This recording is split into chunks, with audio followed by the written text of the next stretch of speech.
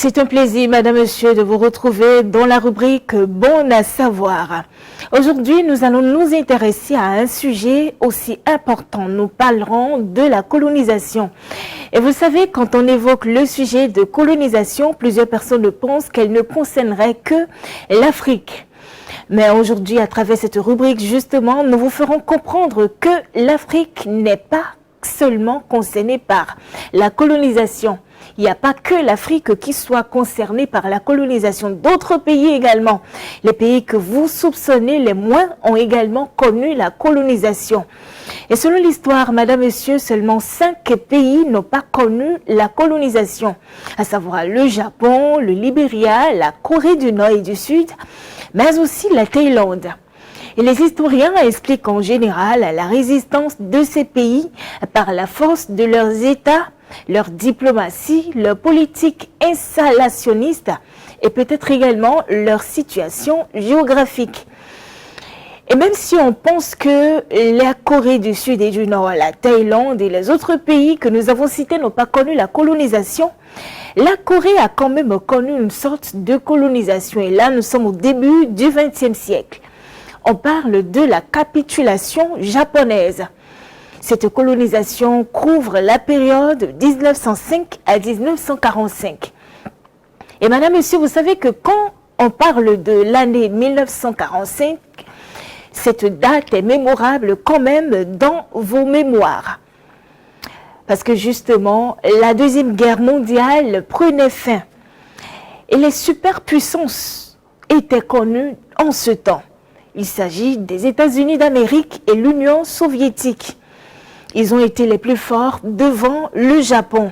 Le Japon qui a colonisé la Corée du Sud et du Nord.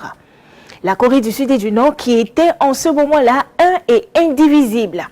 Alors il n'y a pas question que le Japon continue de compter des colonies alors qu'il a été faible pendant la guerre mondiale, la Deuxième Guerre mondiale notamment.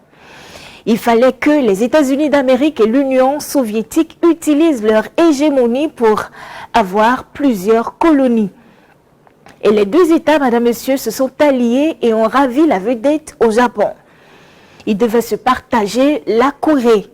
Et c'est alors que l'Amérique s'installe au sud de la Corée et les Soviétiques au nord de la Corée. Et le pays était divisé. Alors, le pays était divisé. Et le 25 juin 1950, 135 000 Nord-Coréens équipés de matériel soviétique ont envahi le sud et s'emparent de Séoul. Et vous le savez, Séoul est la capitale de la Sud-Corée.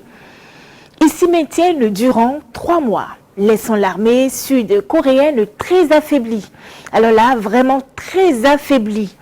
Et puis le 15 septembre de la même année, une coalition des Nations Unies de 16 pays dirigée par les États-Unis d'Amérique débarque et refoule l'armée de dirigeants de cette partie de la Corée, quasiment jusqu'à la frontière Corée-Chine. La Chine communiste, depuis 1949, se voyant menacée, s'implique maintenant dans le conflit et se met aux côtés de la Corée du Nord. La Chine du côté des Soviétiques pour la sauvegarde et le maintien des intérêts de la Corée du Nord et les États-Unis pour la Corée du Sud. Des affrontements ont continué, Madame, Monsieur, malgré la signature du traité de cessez-le-feu qui a été signé le 27 juillet 1953. Et aujourd'hui, quelle est la situation, quelle est la relation entre les deux Corées? Est-ce que la tension a baissé entre la Corée du Nord et la Corée du Sud? Est-ce que les deux Corées sont devenues un et indivisibles comme au départ? En tout cas, ce que nous savons, c'est que cette année même, la Corée du Nord a menacé la Corée du Sud de représailles mortelles après une épidémie de Covid-19. Et Kim Jong-un se considère prêt à déployer sa force de dissuasion nucléaire en cas d'affrontement militaire avec les États-Unis et la Corée du Sud. Et Madame, Monsieur, je vous le faisais comprendre à l'entame de ce numéro que les États-Unis d'Amérique et d'autres pays également ont connu la colonisation et que la colonisation n'est pas collée qu'à l'Afrique. Les États-Unis d'Amérique bien qu'étant superpuissance de la guerre mondiale, de la Deuxième Guerre mondiale, et même pays fortement militarisé, ou même première puissance économique du monde, ils ont également été colonisés. Et devinez par qui? Par plusieurs empereurs. On parle de la colonisation espagnole, de la colonisation britannique, de la colonisation hollandaise et aussi de la colonisation française. Oui, la grande Amérique colonisée par la France. Et dans les années 1870, la France est désignée deuxième puissance coloniale derrière l'Espagne. Elle a en effet un grand nombre de colonies à travers le monde. Et vous savez très bien que c'est elle qui a colonisé le Bénin, le Togo, la Côte d'Ivoire et la plupart des pays africains que nous connaissons.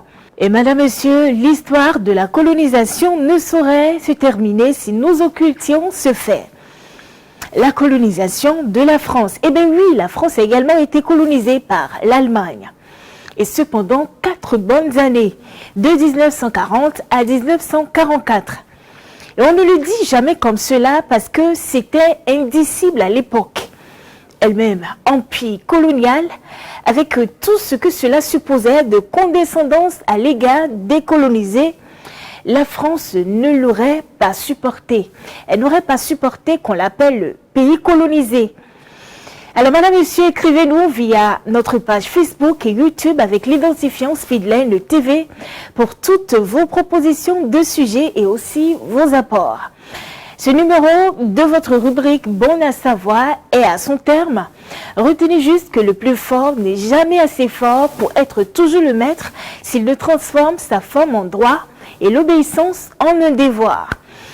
Merci de nous avoir suivis et à la prochaine.